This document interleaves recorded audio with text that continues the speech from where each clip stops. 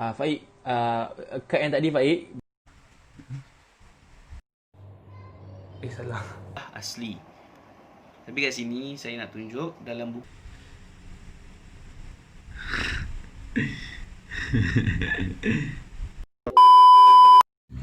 Okay guys, hari ni saya pergi Torai Getah.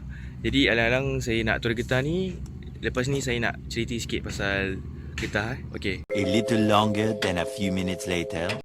Okay guys, memang penat gila. Korang stay tune untuk video saya cerita pasal Getah, okay? Assalamualaikum guys. Okay, seperti yang dijanjikan tadi, saya nak menceritakan dekat korang tentang getah asli, getah sintetik dan getah tervulkan. Okey, jadi kita pergi yang pertama iaitu getah asli. Getah asli ialah polimer semula jadi. Getah asli tidak tercampur dengan mana-mana bahan kimia. Getah asli ni mempunyai ciri-ciri iaitu tidak tahan haba, bertindak balas dengan minyak, bahan kimia, mudah dioksidakan, dia kenyal dan mudah direnggangkan. Bahan yang dicipta daripada getah asli ialah sarung tangan dan tayar kapal terbang. Okay, seterusnya kita pergi kepada getah sintetik, getah buatan manusia. Getah sintetik ni getah tiruan, jadi dia getah buatan manusia. Antara ciri-ciri getah sintetik ialah tahan haba, dia bertindak balas dengan kimia, minyak dan pelarut organik. Ciri-ciri getah sintetik ni dia berlawanan sahaja dengan getah asli. Kalau getah asli tidak tahan haba, kalau getah sintetik tahan haba. Okey. Seterusnya, apa benda ataupun perkakas yang diperbuat daripada getah sintetik ini? Contohnya ialah pembalut dawai elektrik, selaput alat memasak. Okey, getah tervulkan, yang mana kita tahu getah tervulkan ni berdasarkan proses pemvulkanan, melibatkan antara getah asli campur dengan sulfur, jadilah getah tervulkan. Okey, macam tu. Apakah getah tervulkan ni? Getah tervulkan ni terdiri daripada atom sulfur yang membentuk rangkaian silang. Okey, rangkaian silang tu apa kan? Rangkaian silang itu dia berfungsi untuk menghalang daripada getah ini daripada menggulungsur. Getah ada 3 bahagian. Yang pertama getah asli, getah sintetik dan getah tervulkan. Getah asli dia kenyal, kalau dekat getah sintetik dia kurang kenyal, tapi dekat getah tervulkan dia lebih kenyal, lebih tahan lama, lebih keras dan lebih kuat. Itu daripada getah tervulkan. Antara buatan ataupun benda yang diperbuat daripada getah asli dan getah sintetik, contohnya tayar, tapak kasut dan tilam. Itu benda yang diperbuat ataupun perkakas yang diperbuat daripada getah sintetik dan getah asli.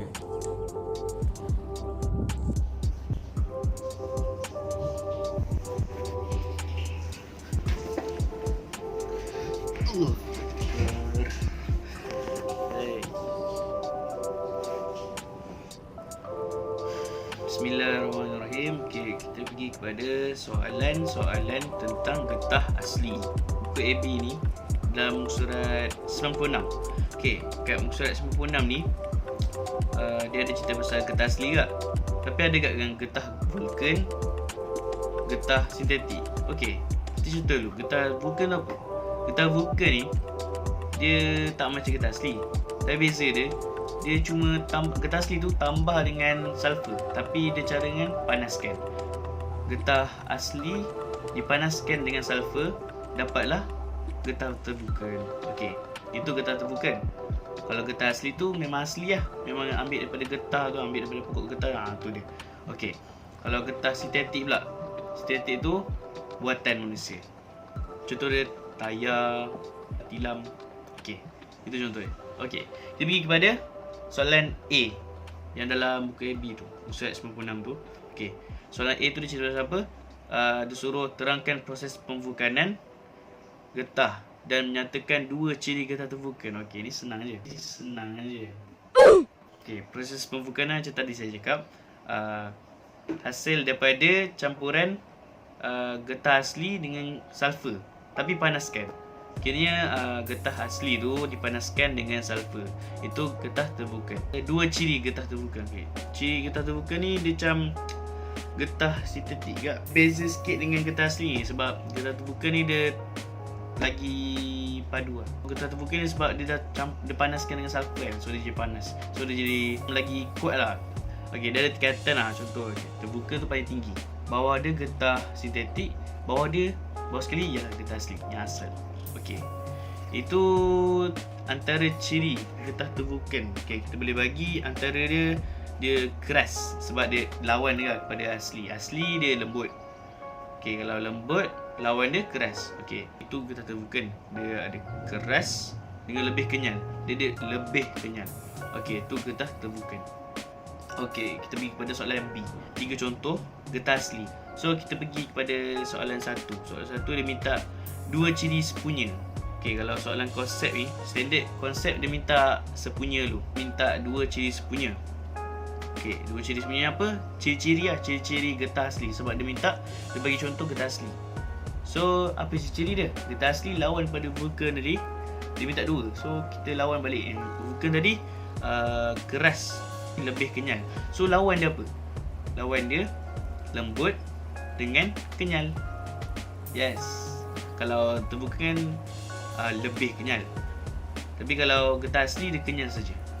Okey, yang kedua dia minta contoh objek lain getah asli. Okey, getah asli ni dia bagi yang ni, dia bagi boot, sarung tangan. Ni sarung tangan doktor tu yang getah tu. Okey. So bagi satu lagi tayar. Okey, tayar. Tayar getah. Okey, semua getah. So dia minta contoh lain getah apa? Contoh dia belon. Kepada soalan ketiga, dia minta satu contoh getah sintetik dan bagi ciri dia. Macam saya cakap tadi, kalau terbuka dia lebih kenyal. Getah asli ni dia tak tahan apa. Contoh getah tu kan. Getah yang kita main tu yang elastik tu, kalau kita bakar dia cepat tu kan. Macam getah sintetik ni kalau kita bakar dia tahan apa. So ni antara ciri dia. Senang je. Okey, kalau nak bagi contoh getah sintetik, kita boleh tengok kat buku hijau ni ada bagi contoh tilam. Contoh getah sintetik. Okey. Tilam tu kalau kita bakar dia tahan apa? Tahan lah panas. So dia macam kalau kita bakar tu dia lambat lah bakar. Okey, soalan nombor 4. Soalan nombor 4 dia minta dia hubungkan ciri sepunya untuk membina konsep sebenar. So kalau konsep sebenar, kalau korang ingat, dia memang kena letak dia punya konsep dia dulu. Letak apa tu, lepas tu ialah, lepas tu 2 ciri sepunya. Okey, tu cara nak jawab. Okey, cara nak jawab konsep sebenar. Okey, dia minta konsep sebenar. Okey, kita ambil balik apa? Getah asli. Getah asli, lepas kita ingat balik dekat ciri-ciri dia. Ciri-ciri getah asli. Ciri getah asli apa tadi? Kenyal dengan lembut. Getah asli ialah bahan yang lembut dan kenyal. Itu je. Okey, settle untuk bahagian esei. Itu saja daripada saya. Terima kasih. Assalamualaikum. Assalamualaikum warahmatullahi wabarakatuh. Kita sambung. Dan hari ini saya akan membentangkan tentang bab 4, iaitu bab 4.6 bahagian eksperimen pengawetan dan penggumpalan lateks.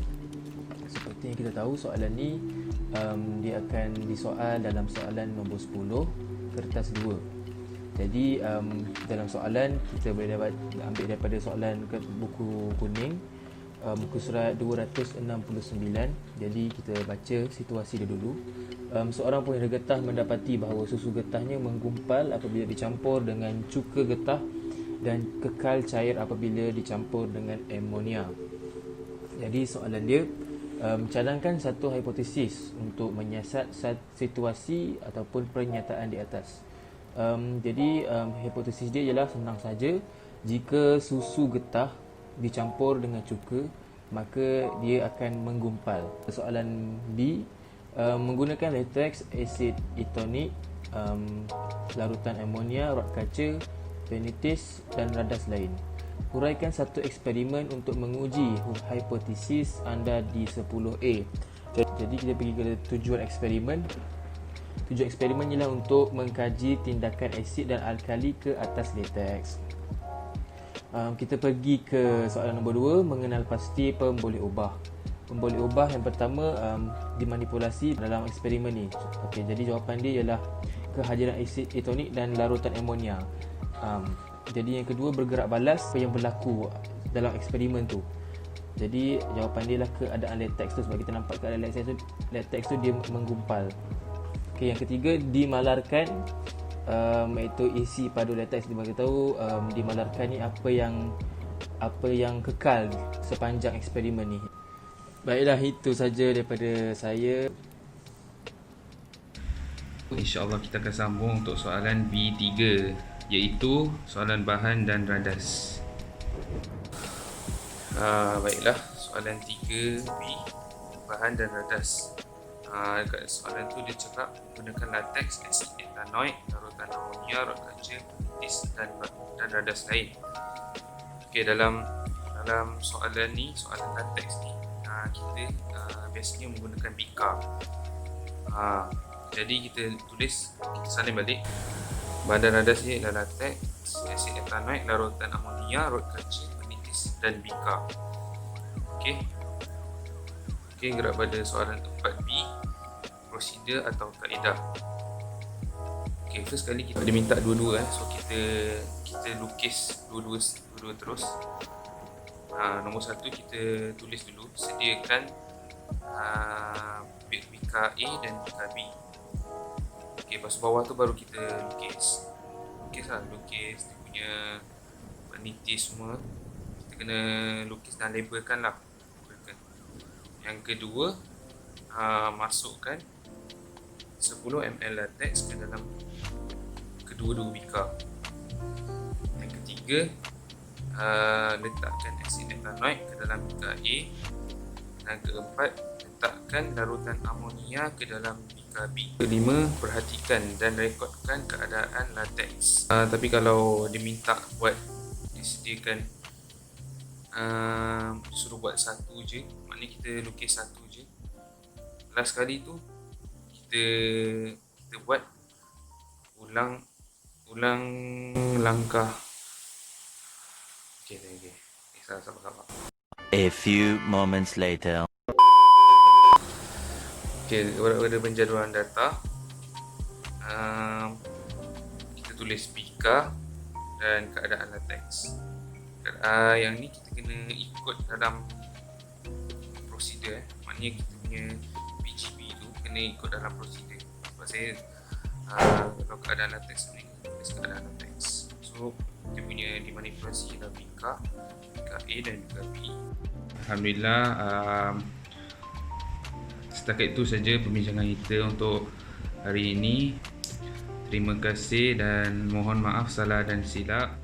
Okay guys, macam mana penerangan pasal kata tadi? Cun? Okay, apa lagi? Jangan lupa like, share dan subscribe. Okay, bye.